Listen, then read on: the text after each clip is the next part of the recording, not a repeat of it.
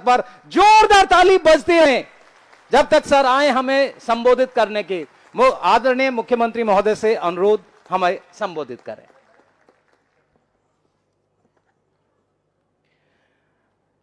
मंच पे मौजूद दिल्ली के शिक्षा मंत्री उप मुख्यमंत्री श्री मनीष सिसोदिया जी, दिल्ली के PWD minister health minister Shri Satyendra ji, हमारे दिल्ली के शिक्षा विभाग के सभी उच्च अधिकारीगण, अन्य अधिकारीगण, यहाँ पे आए हुए सभी पेरेंट्स, बच्चे, और आज लगभग 240 स्कूलों में ये कार्यक्रम एक साथ देखा जा रहा है। जो लोग इस कार्यक्रम को देख रहे हैं उन सभी लोगों को मेरा नमस्कार, सबको मेरा प्रणाम।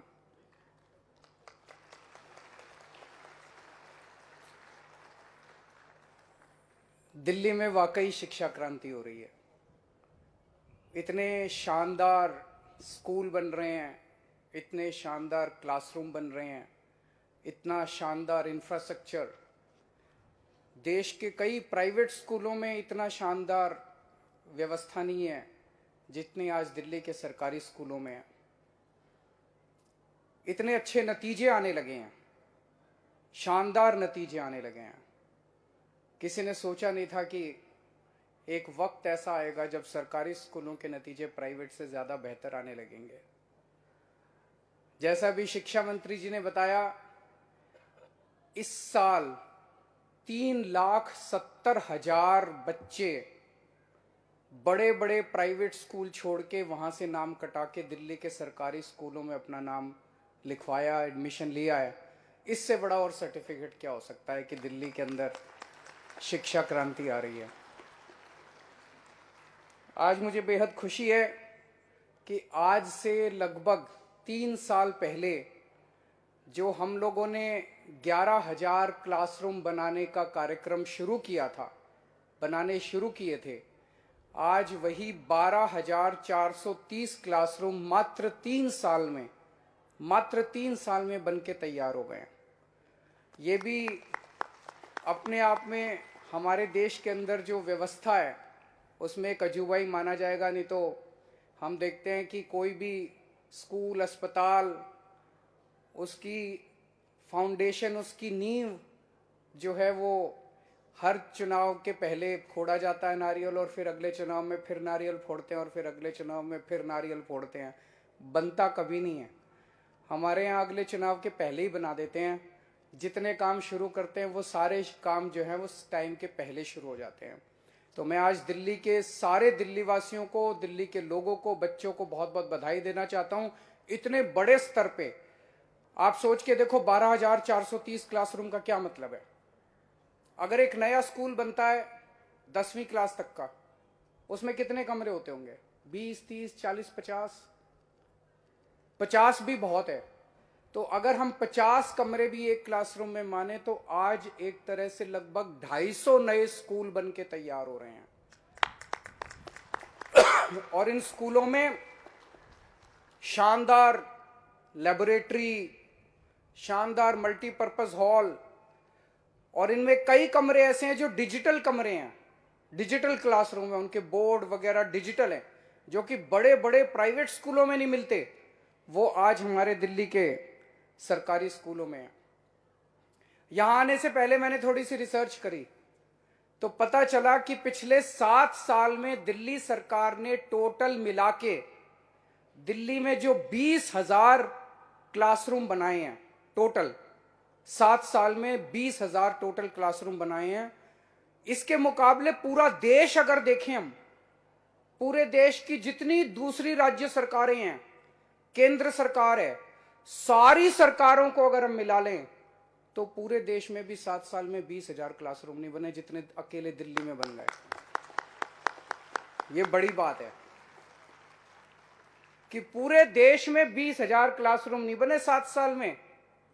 सारी सरकारें मिला, मध्य प्रदेश, राजस्थान, केरला, ये फलाना ढिमका, जितनी सारी सरकारें मिला लो, केंद्र सरकार मिला लो, सबने मिला के 7 साल में 20,000 क्लासरूम नहीं बनाए जितने दिल्ली सरकार ने अकेले दिल्ली में बना दिए। बाबा साहब का सपना था बाबा साहब ने शिक्षा पे बहुत जोर दिया था। बाबा साहब का सपना था कि हर बच्चे को, चाहे वो गरीब का बच्चा हो, चाहे वो दलित का बच्चा हो, हर बच्चे को अच्छी से अच्छी शिक्षा मिलनी चाहिए। दुर्भाग्यवश आज 75 साल हो गए आजादी के, 75 साल के बाद भी बाबा साहब का यह सपना पूरा नहीं हुआ। आज गरीबों के बच्चों को, बाकी देश के हिस्सों में गरीबों के बच्चों को अच्छी शिक्षा नहीं मिलती। वो सरकारी स्कूलों में जाते हैं, सरकारी स्कूलों का बुरा हाल है, जैसे पहले दिल्ली में होता था। मुझे खुशी है कि बाबा साहब का सपना कम से कम आजादी के 75 साल बाद कम से कम दिल्ली में पूरा होना चालू हो गया।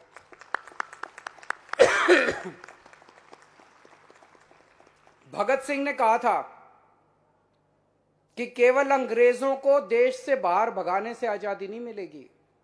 आजादी तब मिलेगी जब इस देश के गरीब बच्चे को और अमीर बच्चे को एक जैसी शिक्षा मिलनी चालू होगी। आज मुझे खुशी है कि भगत सिंह का सपना दिल्ली में पूरा हो रहा है। दिल्ली के सरकारी स्कूलों में अब एक अफसर का बच्चा, जज का बच्चा, रिक्शे वाले का बच्चा और मजदूर का बच्चा एक ही डेस्क पे बैठ के एक साथ एक जैसी पढ़ाई करते हैं।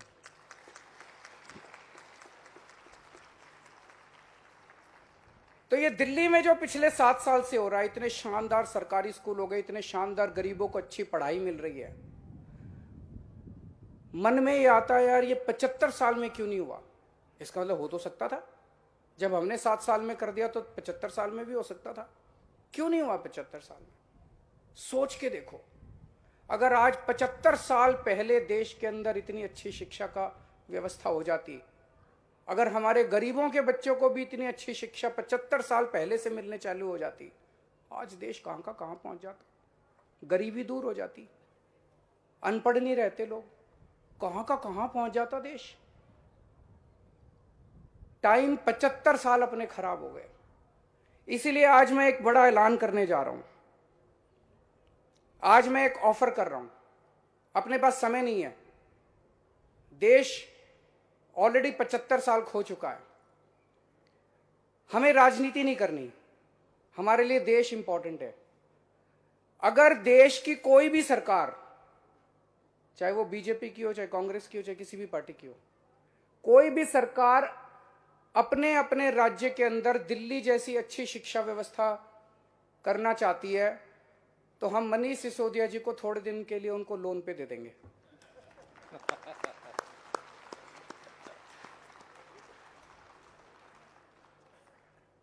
दिल्ली में अस्पताल भी बड़े अच्छे हो गए, मोहल्ला क्लिनिक भी बड़े अच्छे हो गए। तो अगर देश की कोई भी सरकार, चाहे बीजेपी की हो, कांग्रेस की हो, किसी भी पार्टी की हो, अपने राज्य में अस्पताल अच्छे करना चाहती है, मोहल्ला क्लिनिक अच्छे करना चाहती है, तो हम थोड़े दिन के लिए सत्येंद्र जैन को उनको लोन पे दे देंगे। हमारा मकसद ये नहीं है कि हम हर जगह चुनाव लड़ के जीते हैं, चुनाव लड़। हम यहाँ पे कोई नेपोलियन नहीं है कि घोड़ा लेके चला था और एक के बाद एक। हमारा मकसद देश है, देश आगे बढ़ना चाहिए। अगर दूसरी पार्टियों की सरकारें अपने अपने राज्य में शिक्षा व्यवस्था, स्वास्थ्य व्यवस्था ठीक करना चाहती हैं, हम उनकी मदद करेंगे। हम चाहते हैं कि सारा देश आगे बढ़े। अगर वो लोग भी अच्छा काम करके उनको वोट मिले, अपने को क्या है, देश आगे बढ़ना चाहिए। हमारे सामने देश है, हम तो चाहते हैं देश से भ्रष्टाचार खत्म होना चाहिए, देश में अच्छी शिक्षा सबको मिलनी चाहिए, अच्छे अस्पताल बनने चाहिए, अच्छे स्कूल बनने चाहिए, ये हमारा मकसद है। तो आज ये हम ऐलान कर रहे हैं, कोई भी हमसे मदद मांगेगा, हम उनको मदद करने के लिए तैयार हैं।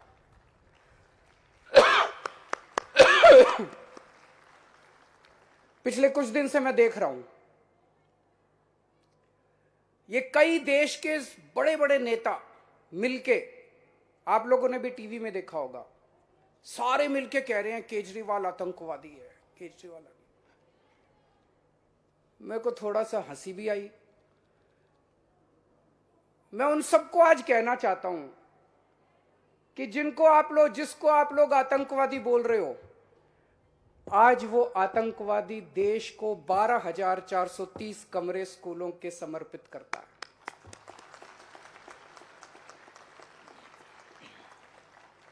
आज वो आतंकवादी ऐसे स्कूल बना रहा है जिसमें एक ही डेस्क पे बैठ के गरीबों के और अमीरों के बच्चे पढ़ रहे हैं। आज वो आतंकवादी भगत सिंह और बाबा साहब अंबेडकर के सपने पूरे कर रहा है।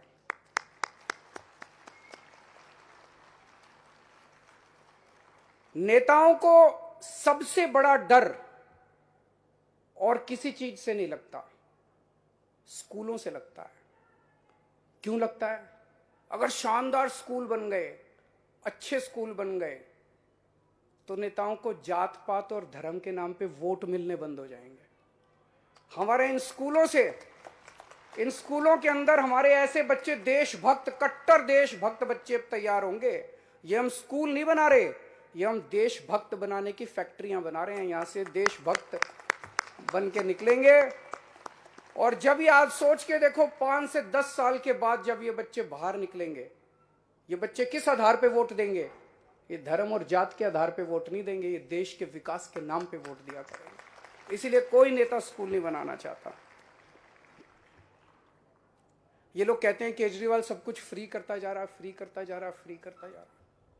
मैं पूछना चाहता हूं कि अगर मैं दिल्ली में सरकारी स्कूल शानदार बना रहा हूं, जहां पे गरीबों को शानदार शिक्षा मिल रही है, गरीबों के बच्चों को, और अगर मैं उनको फ्री में शिक्षा दे रहा हूं, इससे बड़ा देशभक्ति का और राष्ट्र निर्माण का काम क्या हो सकता है? बच्चों को तो फ्री शिक्षा मिलनी चाहिए। गरीबों को अगर मैं अच्छे अस्पतालों में इलाज दे रहा हूं, शानदार सरकारी अस्पताल बना रहे हैं, तो इससे अच्छा पुण्य का काम क्या हो सकता है? अगर गरीबों को दवाइयां, टेस्ट, इलाज फ्री में मिल रहा है। भगत सिंह ने एक नारा दिया था, इनकलाब जिंदाबाद।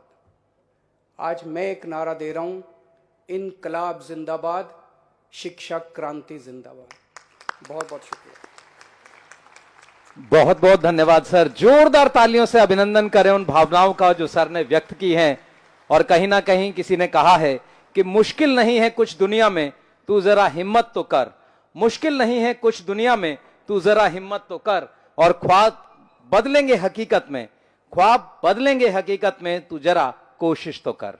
तो ये कोशिश है। एक बार जोरदार तालियों से आप अभिनंदन करें इस कोशिश के लिए सर का। और अब मेरा अनुरोध आदरणीय शिक्षा निदेशक महोदय से वो आए और यहां वोट ऑफ थैंक्स अपना प्रपोज करें। एक बार जोरदार तालियों से आप अभिनंदन करें। माननीय मुख्यमंत्री महोदय, माननीय उप मुख्यमंत्री महोदय, माननीय लोक निर्माण विभाग मंत्री महोदय, अलग अलग विद्यालयों से कार्यक्रम में भाग ले रहे हमारे माननीय विधायकगण, आदरणीय प्रधान शिक्षा सचिव, लोक निर्माण विभाग के वरिष्ठ अधिकारी, टेलीविज़न पर इस भव्य कार्यक्रम का अवलोकन कर रहे हमारे प्रधानाचार्य, अध्यापक, विद्यार्थी और अभिभावक मित्र।